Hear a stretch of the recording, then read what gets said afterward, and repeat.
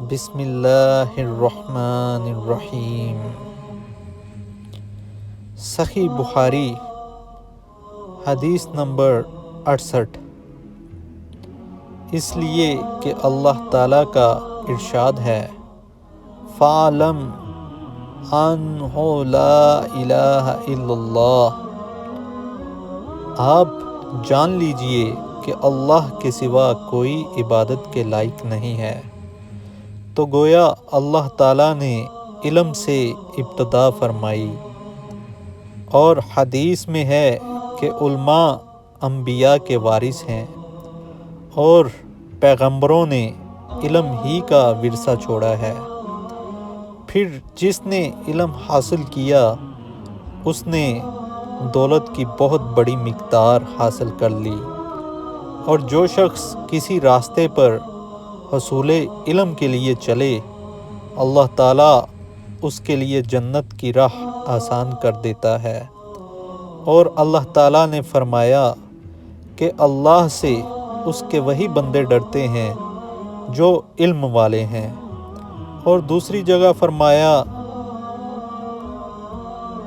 اور اس کو عالموں کے سوا کوئی نہیں سمجھتا، اور فرمایا اور ان لوگوں یعنی کافروں نے کہا اگر ہم سنتے یا عقل رکھتے تو جہنمی نہ ہوتے، اور فرمایا کیا علم والے اور جاہل برابر ہیں؟ اور رسول اللہ صلی اللہ علیہ وآلہ وسلم نے فرمایا، جس شخص کے ساتھ اللہ بھلائی کرنا چاہتا ہے تو اسے دین کی سمجھ عنایت فرما دیتا ہے، اور علم تو سیکھنے ہی سے آتا ہے۔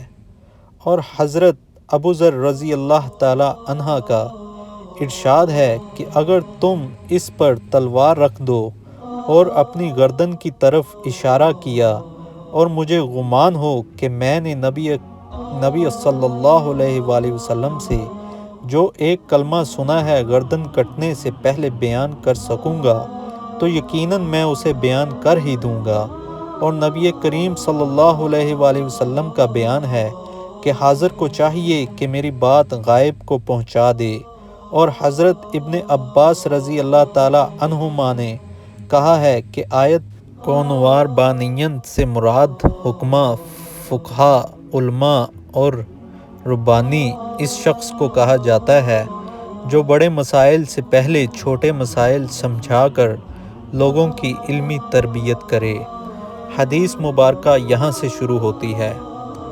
رسول اللہ صلی اللہ علیہ وآلہ وسلم نے ہمیں نصیحت فرمانے کے لیے کچھ دن مقرر کر دیے تھے، اس ڈر سے کہ کہیں ہم کبیدہ خاطر نہ ہو جائیں۔